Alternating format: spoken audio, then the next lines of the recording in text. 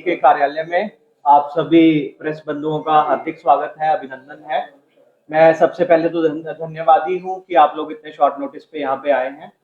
और आज जो ये प्रेस कॉन्फ्रेंस है, ये हमारे जो प्रमुख प्रवक्ता है एडवोकेट सुनील सेठी साहब इसको एड्रेस करेंगे। साथ ही साथ पार्टी के senior spokesperson Girdharilal Raina ji हैं और परिमोक्ष सेठ जी भी आज इस प्रेस कॉन्फ्रेंस में, जो कि स्पोक्स पर्सन है भारतीय जनता पार्टी जम्मू कश्मीर के, वो इस प्रेस कॉन्फ्रेंस को आज एड्रेस करेंगे।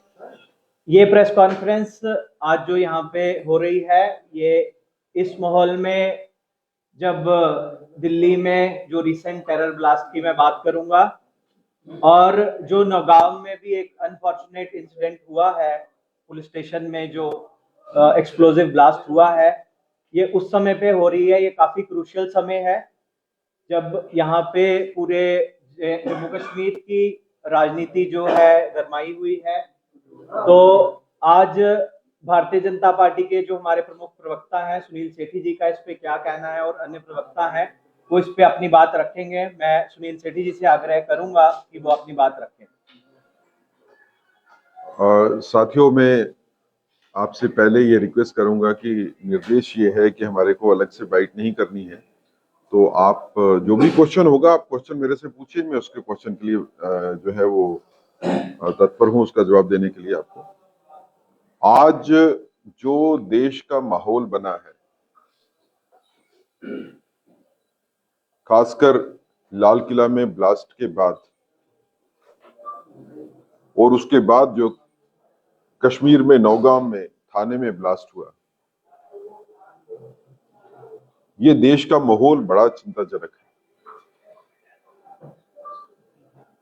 इससे आंतरिक हालात देश के खराब हुए हैं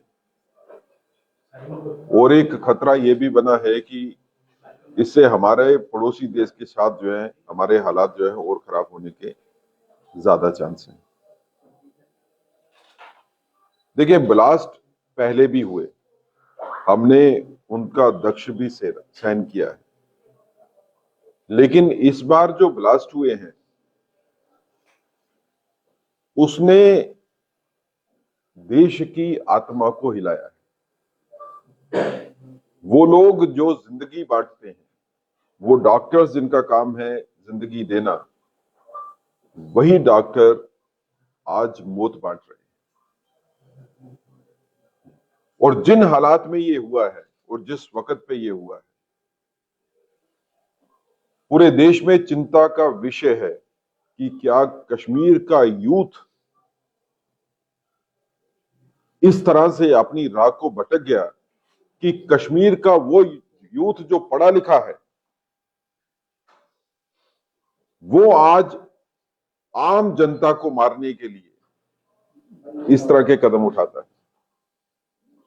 एक बड़ी साजिश जिसमें डॉक्टर्स शामिल हैं। आज तक कश्मीर में ये तो था कि कोई अनपढ़ है, कोई पढ़ा लिखा नहीं है। ये भी कहा गया कश्मीर के पॉलिटिशियंस की तरफ से कि इनको नौकरियां नहीं है, पढ़ाई नहीं है, इसलिए ये उग्रवाद की तरफ, पत्थरबाजी की तरफ जो है ये चलते हैं। लेकिन आज तो हालत बदले हैं। वो आदमी जो मेडिकल की पढ़ाई में टॉपर है, वो आदमी जिसने स्पेशलाइजेशन की है, सुपर स्पेशलाइजेशन की है, वो सुसाइड बम्बर बन रहा है। क्या चेहरा हम कश्मीर का पूरी दुनिया को बता रहे हैं। और न सिर्फ ये कि कश्मीर के चेहरे ने, इस चेहरे ने, कश्मीर के यूथ ने दागदार किया है पूरे भारत को, खासकर जम्मू कश्मीर को।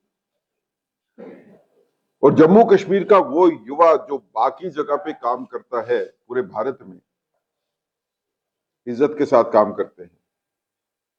खासकर कश्मीर के युवाओं की बात करूं तो वो कश्मीर का युवा आज एक क्वेश्चन मार्क में आ गया। इसके बाद के कुछ इंसिडेंट्स ऐसे हुए हैं कि जिसमें कश्मीर के वो युवा जो बाकी जगह पे काम करते हैं, कामकाज करते हैं, लोगों ने उनके साथ दुर्व्यवहार किया। लेकिन वो कौन सी वजह है? अब ये वजह ये नहीं है कि नौकरियां नहीं है, उनको कामकाज नहीं है, पढ़ाई नहीं है, तो फिर ये रेडिकलाइजेशन जो है ये कहां से हो रही है? जब तक हम इस इशू को एड्रेस नहीं करेंगे, रेडिकलाइजेशन को नहीं रोकेंगे, ये धर्म के नाम के ऊपर जो उन्माद पैदा किया जा रहा है, जब तक ये नहीं रुकेगा, ना आतंकवाद रुकेगा, न जम्मू कश्मीर की स्थिति स्थिर होगी, न भारत में शांति की स्थापना पूर्णतः हो सकती।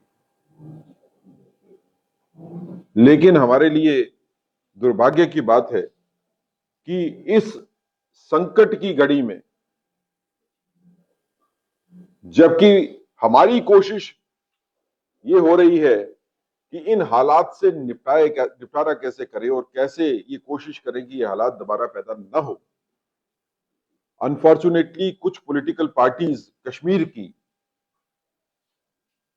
ऐसी बयानबाजी करती हैं जो सिर्फ चिंता का विषय नहीं है, बल्कि खुले आम पे देशद्रोह है। महबूबा मुफ्ती जी का इस पूरे के पूरे ब्लास्ट को जस्टिफाई करना इस चीज के लिए कि कश्मीर के हालात ऐसे हैं कि कश्मीर का यूथ ये कर रहा है। डॉक्टर फारूक अब्दुल्ला साहब का भी बयान कि ये हालात ऐसे हैं कि जिसमें कश्मीर का यूथ जो है वो राह भटक गया है। क्या ये राजनीति है? आप आम जनता में जो ब्लास्ट कर रहे हैं, जिन्होंने आम जन को मारा है, आप उनको जस्टिफाई कर रहे हो, आप उनको कैमोफ्लेज कर रहे हो, तो मैसेज क्या जाता है? क्या आप आने वाली पीढ़ी को इनकरेज नहीं कर रहे हो इन ब्लास्ट करने वालों की, इन सुसाइड बम्बर की? ये इनको इनकरेज करने के लिए इस तरह के बयान दिए जा रहे हैं। लेकिन देश की हालत चिंताजनक है। जहां तक सुरक्षा की बात है, हमारा मानना यह है कि जो इस तरह की बयानबाजी कर रहा है, चाहे वो चीफ मिनिस्टर हो, चाहे वो फॉर्मर चीफ मिनिस्टर्स हो, उनके खिलाफ कड़ी से कड़ी कार्रवाई होनी चाहिए। कानून हर किसी के लिए एक है। कानून आम जन की सुरक्षा देने के लिए है। अगर कोई खुलेआम कानून का खिलवाड़ करता है, खुलेआम उन लोगों का समर्थन करता है जो इस तरह के ब्लास्ट में शामिल हैं, तो फिर कानून को उनके खिलाफ कार्रवाई भी करनी चाहिए। हमारी ये मांग जरूर रहेगी एडमिनिस्ट्रेशन से और पुलिस से कि इस वक्त पैनी नजर रखिए। जो इन आतंक के आकाओं को सपोर्ट करता है, चाहे वो मौखिक तरीके से हो, बोलने से हो, या किसी और तरीके से, जब तक हम इनको कंट्रोल नहीं करेंगे, इनके खिलाफ एक्शन नहीं लेंगे, तब तक आतंकवाद के ऊपर पूरी तरह से काबू पाना मुश्किल है। हमारे सिपाही हो, हमारे फौजी हो, हमारे सिविलियन भी हो, कितनों ने अपनी जानें दी हैं इस देश को सुरक्षित रखने के लिए। और वही सुरक्षा घेरे में रहते हुए कुछ पॉलिटिशियंस जो है वो इस तरह की स्टेटमेंट देते हैं कि जिससे आतंकवाद को जो है बढ़ावा मिलता है। मैं ये कहना चाहता हूं कि हमने ये आतंक के आकाओं को और उनके समर्थकों को बहुत सहन कर लिया। देश की सहन शक्ति खत्म हो चुकी है। और अगर किसी को लगता है कि वो आतंकवादियों को समर्थन करने के बाद राजनीति कर सकता है जम्मू कश्मीर में, और उस राजनीति के नाम के ऊपर वोट लेके सत्ता में आने की कोशिश कर सकता है, तो ये गलतफहमी जितनी जल्दी खत्म हो जाए उतना ही देश के लिए बेहतर है।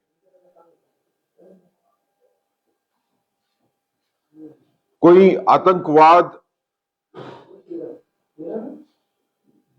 की नानी या कोई आतंकवाद का अबू बनने की कोशिश करे तो फिर कानून को जो है उनकी ठीक तरह से उनके ऊपर कार्रवाई होनी चाहिए। भारतीय जनता पार्टी का ऐसा मानना है। हम ये भी मानते हैं कि कश्मीर का आम यूथ, कश्मीर के आम डॉक्टर जिन्होंने बड़ा नाम बनाया है पूरे देश में, वो इसमें इन्वॉल्व नहीं है। लेकिन कुछ लोगों की वजह से आज जो सभी के ऊपर प्रश्न चिन्ह लगा है, उसके लिए मिलकर काम करने की जरूरत है। उसके लिए राजनीति करने से या उनको सपोर्ट करने से जो है वो काम खराब होगा, ठीक नहीं होगा। जहां तक नौगांव पुलिस स्टेशन में ब्लास्ट हुआ है, भारतीय जनता पार्टी का ये मानना है कि ये बड़ा सीरियस एक मसला है। ये अवॉइडेबल सिचुएशन थी, वो अवॉइड क्यों नहीं हो सकी और उसमें किसकी गलती है, इसके बारे में इंक्वायरी कमेटी का ऑर्डर जो है वो एलजी साहब ने किया है। लेकिन उस इंक्वायरी रिपोर्ट जो है वो जल्दी से जल्दी सामने आ जाए तो ताकि लोगों को सत्य पता चले कि इसके पीछे जो है वो कोई ताकत तो नहीं है जिसकी वजह से ये ब्लास्ट हुआ है या किसी की गलती की वजह से ब्लास्ट हुआ है। नौगांव पुलिस स्टेशन में बड़ा नुकसान उससे भी हुआ है। अब इस प्रेस कॉन्फ्रेंस को आगे बढ़ाते हुए मैं अपने भाई अजय भारती जी को कहूंगा कि आप अपना विषय रखिए और उसके बाद परिमोक्ष जी अपना विषय रखेंगे, फिर हम क्वेश्चन जो हैं वो एक एक करके आपसे ले लेंगे। बहुत धन्यवाद सेठ साहब।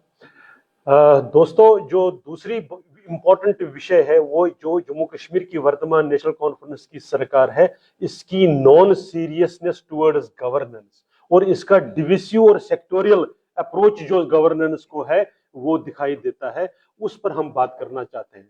उसमें भी खासकर हम डिप्टी सीएम का जो रवैया देखते हैं वो बिल्कुल ही ऐसा जिसको बचकाना एक तरीके से हम कह सकते हैं, जो जैसे उनको लगता है कि वो सिर्फ एक इलाके के, एक कॉन्स्टिट्यूंसी या एक पार्टी के डिप्टी सीएम है, वो सारे प्रदेश के, सारे यूनियन टेरिटरी के डिप्टी सीएम है नहीं। वो अपोजिशन के एमएलएस के बारे में किस तरह से कमेंट्री करते हैं, वो बाकी चीजों को कैसे नॉन सीरियसली ले लेते हैं। तो इससे क्लियर एक बात है कि नेशनल कॉन्फ्रेंस की ये सरकार अपनी पुरानी आदत कि जब उनको लोगों का काम करने का इनका जब वो बनता नहीं है, जब ये लोगों का काम कर नहीं पाते हैं क्योंकि कभी वो इंटेंशन नहीं होती है, तो अपना अटेंशन डाइवर्ट करने के लिए किस किस प्रकार से ये चर्चा करते हैं, किस किस प्रकार से ये विषय को डाइवर्ट करते हैं।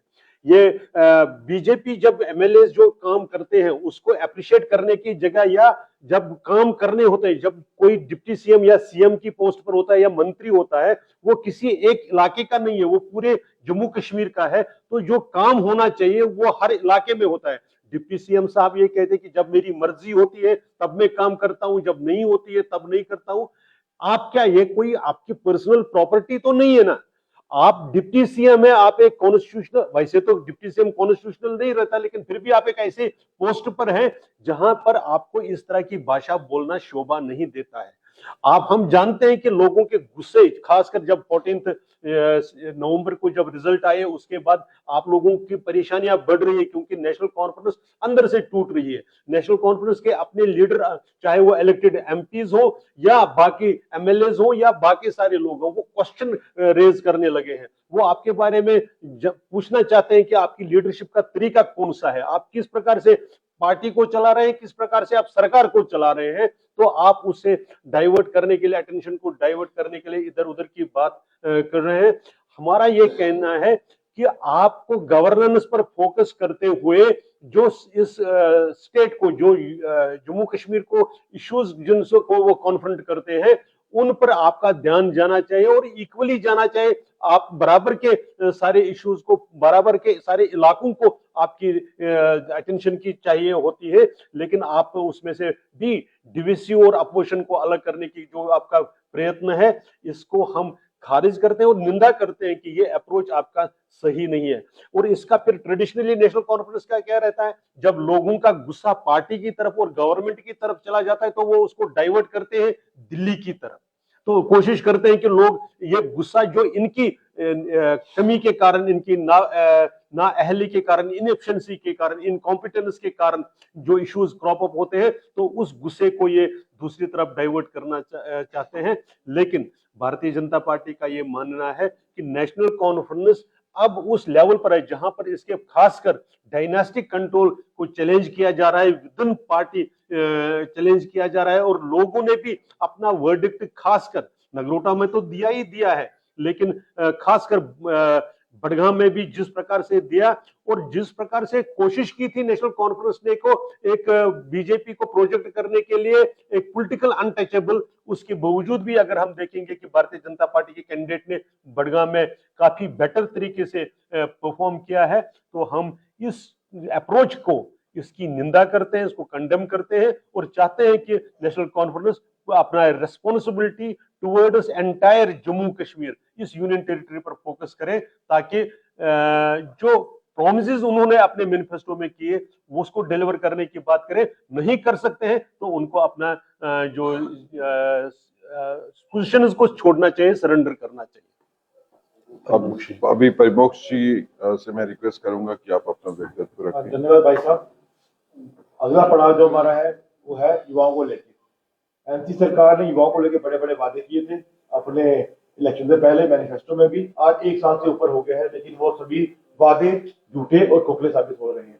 ना तो युवाओं को नौकरी मिली, उन्होंने बड़े बड़े वादे किए कि 1 लाख के ऊपर नौकरियां देंगे, लगभग साल की 20,000, पर एक भी बंदे को आज नौकरी नहीं दी है। और जो युवा जो कश्मीर के हैं उनको नेशनल कॉन्फ्रेंस भड़काने काम कर रही है, भड़काने काम कर रही है। हम देखें कि इस ब्लास्ट के बाद कि वो कंडेम करें उन लोगों को जिन्होंने ब्लास्ट में इन्वॉल्वमेंट है, वो उनको शील्ड कर रही हैं और उनको इंस्टिगेट कर रही हैं युवाओं को कि आप एंटी एक्टिविटीज में इन्वॉल्व होइए।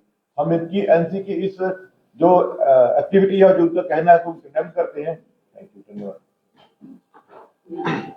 मैं आपसे रिक्वेस्ट करूंगा कि अगर कोई क्वेश्चन होगा तो आप क्वेश्चन पूछ लीजिए और बता दीजिए कि आप किससे क्वेश्चन पूछना चाहते हैं। सर, मैं हकीकत टाइम्स नाउ से मेरा सवाल ये है कि जिस तरीके से दिल्ली में ब्लास्ट हुआ, एक नाम सामने आया आतंकी उमर का, आज वीडियो भी उसकी देखी होगी आपने। आपको लगता है कि जितना कसूरवार उमर है उतनी कसूरवार ये नेता है जो लगातार आतंकवाद को लेकर बातें करते हैं?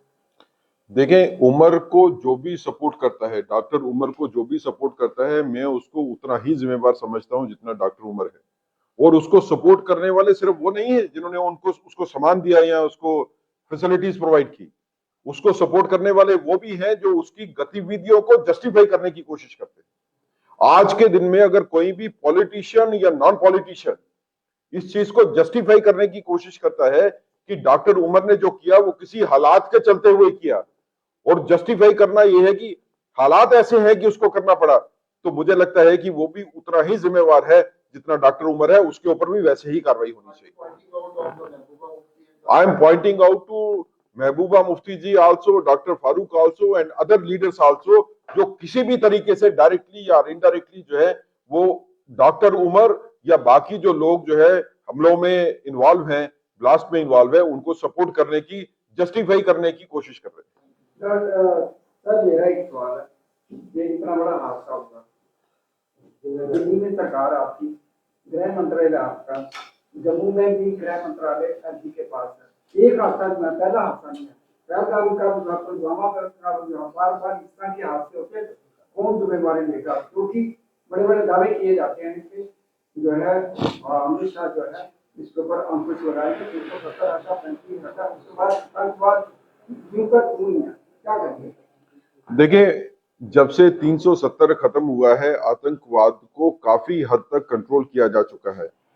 ये इस तरह के ब्लास्ट होना जो है ये सेटबैक जरूर है, लेकिन आप अगर देश की मजबूती देखना चाहते हैं, ये सरकार की मजबूती देखना चाहते हैं, तो फिर आपको देखना पड़ेगा कि इन आतंकी हमलों के बाद गवर्नमेंट का रिस्पांस क्या रहा। जब से दिल्ली का ब्लास्ट हुआ है, पूरे के पूरे देश में जो है वो कार्रवाई हो रही है, एनआईए उसके ऊपर कार्रवाई कर रही है। हमने तकरीबन जो लोग इन्वॉल्व थे इस पूरी की पूरी कॉन्स्पिरेसी में, उनको चिन्हित करके उनको अरेस्ट किया है। कार्रवाई अभी भी कंप्लीट तो नहीं है, अगर कोई और लोग इसमें इन्वॉल्व होंगे तो उनके खिलाफ भी कार्रवाई जो है वो पूरी होगी। किसी को बख्शा नहीं जाएगा इस पूरी की पूरी इन्वेस्टिगेशन के चलते हुए। जी, मेरा एक सवाल है कि पूरी जिस तरीके एजेंसियां से साथ में सर, थी, एक- पूरी एजेंसियां थी, एजेंसियों का फेलियर कि ये इतना बड़ा हादसा हो गया। देखिए, इस तरह के आतंकी हमले जो है उनको पूरी की पूरी तरह रोक पाना जो है वो कहीं पे भी पॉसिबिलिटी नहीं है। अमेरिका में भी अटैक होता है, यूरोप पूरे में भी अटैक होता है। मजबूत कंट्री वो होते हैं जो अटैक के बाद रिस्पॉन्स कैसे करते हैं वो देखने की बात होती है। जी, मेरा सवाल है जिस तरीके से मैं सेंट्रल गवर्नमेंट की बात करूं, लगातार प्रयास रहे हैं उनके कि किस तरीके से कश्मीर घाटी में चीजें नॉर्मलाइज हों और बहुत हद तक हुई भी है, टूरिज्म बढ़ा है।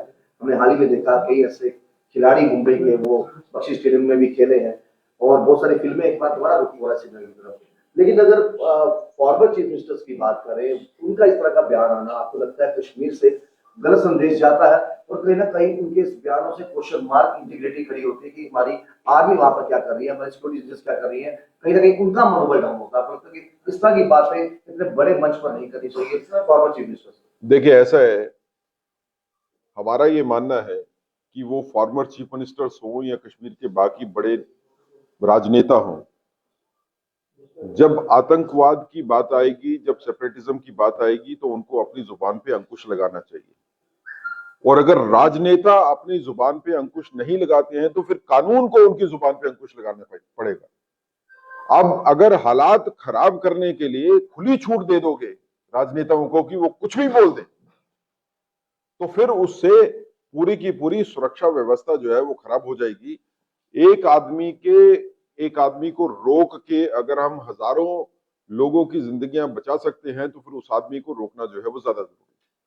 सर, मेरा एक सवाल है कि अगर जिस तरह से कश्मीर में वो पोस्टर नहीं लगाए जाते तो क्या इतना बड़ा जखीरा पकड़ा जाता? जिस तरह के हालात बने हुए हैं, डॉक्टर जो है इन्वॉल्व हैं, वो इस तरह से पकड़ाते नजर। देखिए, क्राइम हमेशा अपने पीछे कुछ ना कुछ जो है वो ट्रेल छोड़ जाता है। क्राइम हमेशा अपने पीछे कुछ ना कुछ सबूत छोड़ जाता है, तो वो उस सबूत के साथ पकड़ के जो है अंत तक जाना जो है वही इन्वेस्टिगेशन होती है। कश्मीर में हमने एक बड़े हादसे को होने से तो बचा लिया, क्योंकि जैसा लगता है अभी आने वाले वक्त में जो है कॉन्स्पिरेसी जब सामने आएगी तो ये कोई छोटी कॉन्स्पिरेसी नहीं थी। ये कॉन्स्पिरेसी शायद लाल किला के ब्लास्ट तक ही सीमित नहीं हो, ये उससे बड़ी एक सीरीज ऑफ ब्लास्ट की जो है वो तैयारी थी, तभी इतना बड़ा जो है वो मटेरियल जो है वो पकड़ा गया। तकरीबन 3000 किलो के करीब एक्सप्लोसिव का पकड़ा जाना जो है बाय इटसेल्फ शोज कि इसका इस्तेमाल जो है वो काफी जगह पे करने की तैयारी थी। और ये हो सकता है, क्योंकि इन्वेस्टिगेशन चल रही है, हो सकता है कि किसी और जगह पे अभी एक्सप्लोसिव सबस्टेंस पड़े भी हो, उसको भी निकालना जो है वो जरूरी है। तो एक बड़ी साजिश को जो है वो तो होने से रोक दिया गया, लेकिन उसका एक हिस्सा जो है वो नहीं रुक पाया, जो लाल किला में ब्लास्ट हो गया, जो जिसके लिए जो है वो डॉक्टर्स लेवल के लोग जो है इन्वॉल्व है। मैंने जैसे पहले कहा, जान बचाने वाले जो है अब वो जान लेने पे आमादा हो गए हैं। ये नया कश्मीर है और इस नए कश्मीर का चेहरा जो राजनीतिक दल जो है इसको जस्टिफाई करने की कोशिश करते हैं वो भी इक्वली रिस्पॉन्सिबल। सर, विकास भारत एक्सप्रेस सर, मेरा सवाल है कि जिस तरह हम देख रहे हैं व्हाइट कॉलर नेक्सस, जिसको टेरर नेक्सस कह रहे हैं, ये अभी से नहीं है, पहले कई ऐसे ब्लास्ट होते हैं, न्यूज़ देखे कहीं देखे जाते हैं, इंजीनियर्स भी इंक्लूड है। तो क्या लगता है आपको कि ये समय है कि अब जितनी भी एडमिशंस होती हैं प्रोफेशनल कॉलेज में, उसकी बैकग्राउंड चेक होना बहुत जरूरी है स्टूडेंट्स का, ताकि ऐसी रेडिकलाइजेशन या जो ऐसी चीजों में इन्वॉल्व हैं वो आगे ना बढ़ सके? देखिए, ऐसा है कि एडमिशन प्रोसेस जो है उसका एक अपना नॉमेनक्लेचर है जिसको फॉलो करना पड़ेगा। ये जरूर है कि अब आपको अगर प्रोफेशनल कॉलेजेस में या टेक्निकल इंस्टीट्यूट में एडमिशन देनी है तो प्रोफाइलिंग जो है वो चेक करनी पड़ेगी स्टूडेंट्स की कि इसका प्रोफाइल क्या है जो इंस्टीट्यूट में एडमिशन ले रहा है। नंबर 1, खाली प्रोफाइल चेक करने से कुछ नहीं होगा, क्योंकि जब वो एडमिशन इंस्टीट्यूट में लेता है तब उसकी उम्र 16-17 साल के करीब होगी। उस इंस्टीट्यूशंस के ऊपर भी नजर रखनी पड़ेगी। हमारे को ये सिस्टम बनाना पड़ेगा कि इन टेक्निकल इंस्टीट्यूशंस के ऊपर, चाहे वो हॉस्पिटल्स हो, मेडिकल कॉलेजेस हो, इंजीनियरिंग कॉलेजेस हो, उनके ऊपर भी कुछ ना कुछ मैकेनिज्म रखना पड़ेगा। उनके अंदर पढ़ने वाले बच्चों के ऊपर जो है वो नजर रखनी पड़ेगी कि ये किस तरह की गतिविधियों में इन्वॉल्व है, उनका पीरियोडिक चेक होना चाहिए। जो हमने खुला छोड़ दिया है कि मेडिकल कॉलेज में किसी ने एडमिशन ले ली और फिर कॉलेज कैंपस में कोई चेक नहीं है, ये बच्चे जो कॉलेजेस में, इंजीनियरिंग कॉलेजेस में, आईआईटी में, आईआईएम में एडमिशन लेते हैं, ये किस तरह की गतिविधियां जो है कॉलेजेस में करते हैं, इनके ऊपर अगर आप चेक नहीं करोगे तो फिर कोई डॉक्टर उमर पैदा होगा, फिर डॉक्टर मुजम्मिल पैदा होगा।